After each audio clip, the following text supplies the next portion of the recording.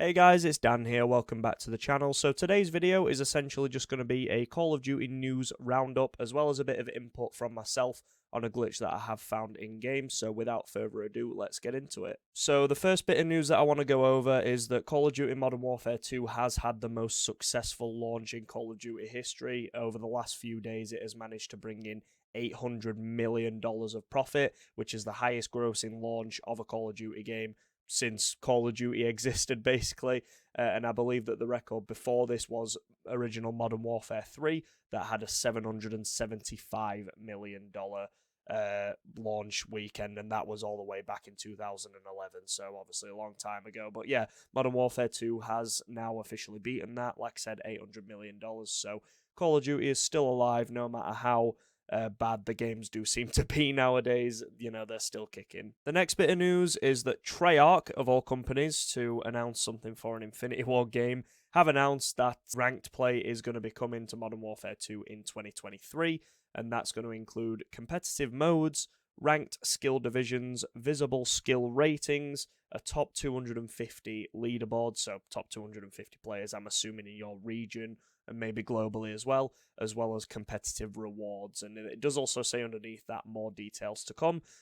So I'm hoping that, you know, there's going to be a bit more than just that as well when ranked play does come. Hopefully, when ranked play does come out as well in Modern Warfare 2, they tone down skill-based matchmaking a little bit in the casual game modes, just because at the moment it's an absolute sweat fest, and it seems that with every Call of Duty release, the lobbies just get worse and worse and worse for tryhards, and it's just so annoying when all I want to do is have a bit of fun and, you know, just get a few kills, play the objective a bit, unlock some camos. But it's hard to do that because I'm having to sweat my ass off every game just to even get like a 1 KD, which is so annoying.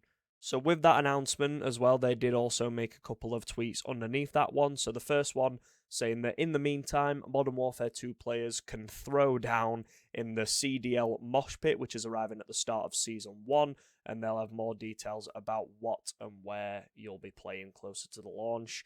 As well as ranked play moves forward, they're going to begin retiring the Black Ops Cold War League play as well as Vanguard ranked play this month, and players will be able to get their remaining rewards by November 22nd in both titles. I'm not sure if many people still play the rank modes in those games, but yeah, that's just a little heads up for those that are still playing. And then Treyarch followed that up just with another tweet, basically just thanking people for the success of ranked play in the last couple of Call of Duty games, and they say, we sincerely thank you for all the data, feedback, and time played that was collected over the past 2 years, and they look forward to sharing more soon. Speaking of the other Call of Duties that came out in the last couple of years, Sledgehammer Games have announced that Call of Duty Vanguard is getting post-season updates, and they made a tweet basically just saying, in post-season, your season level will persist, and the cap will increase to 2,500, so you'll be able to get up to level 2,500, allowing players to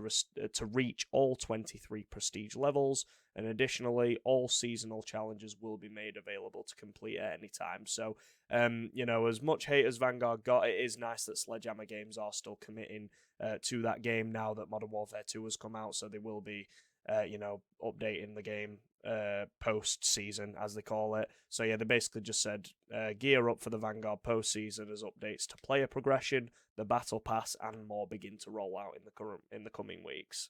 I personally didn't play Call of Duty Vanguard. It's actually the first COD since Modern Warfare 2, the original Modern Warfare 2, that I haven't bought when it's come out, just because I knew that it wasn't going to be a great COD, and I just wanted to take a bit of a year off of COD as well, just because I've been playing it for so long, and it's just been getting worse and worse and worse. So I feel like if I did buy Vanguard, it probably would have tipped me over the edge, and I would have never played COD again anyway. So yeah, underneath that tweet as well, they just said, once the postseason begins, the battle pass will be disabled and all tier skips will expire. So for any of you guys that are still playing Vanguard, you know, just to let you know about that, the battle pass is going to be going away, and any tier skips that you've got will expire. But all weapons that debuted in the battle pass will remain available to unlock via in-game challenges, which is very nice.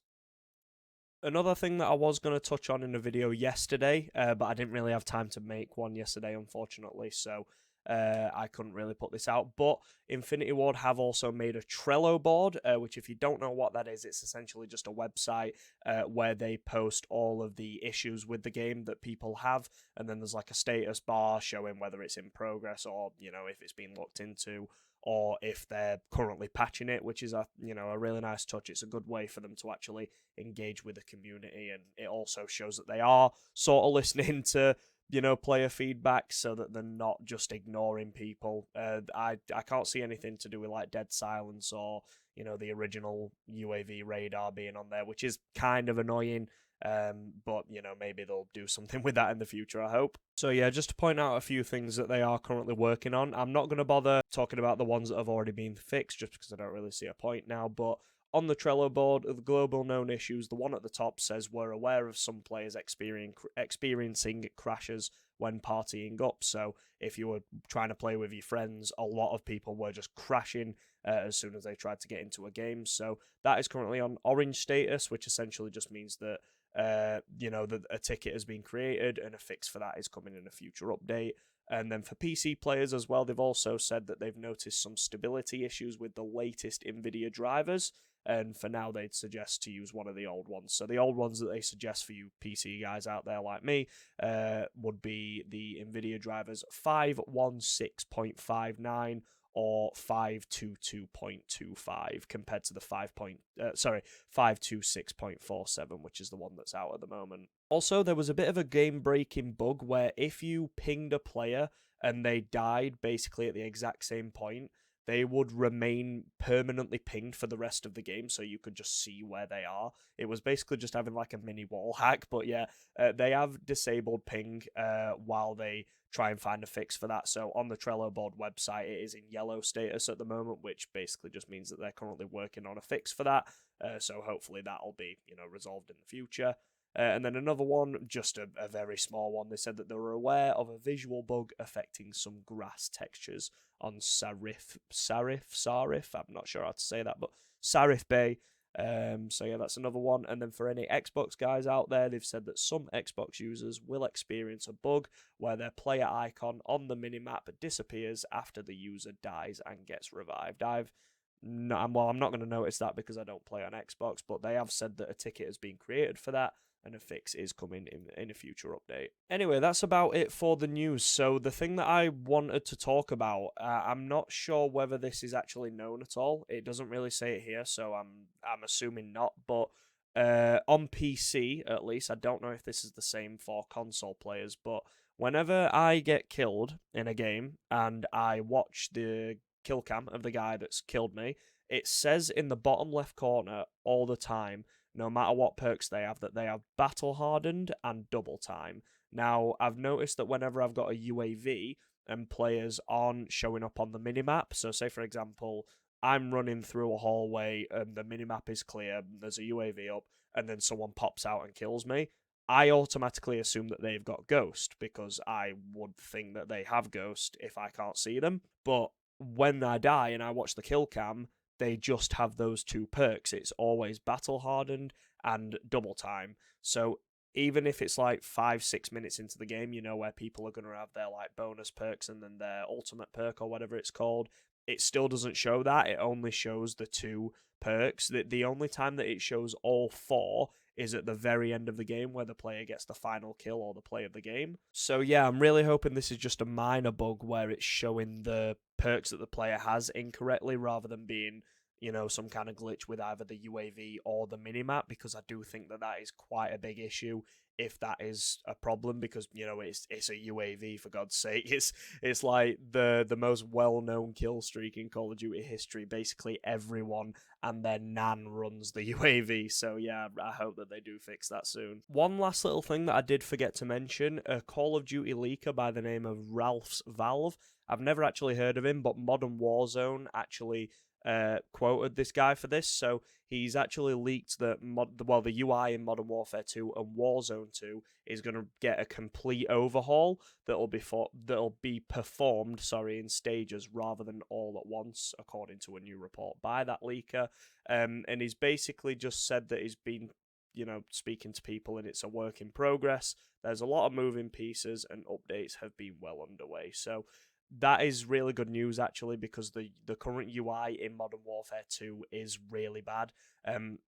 I said in my video over the other day, the review that I made, that the Modern Warfare 2 UI was actually made by people who used to work at Hulu, which, if you don't know what Hulu is, it's a streaming service kind of like Netflix or Amazon Prime.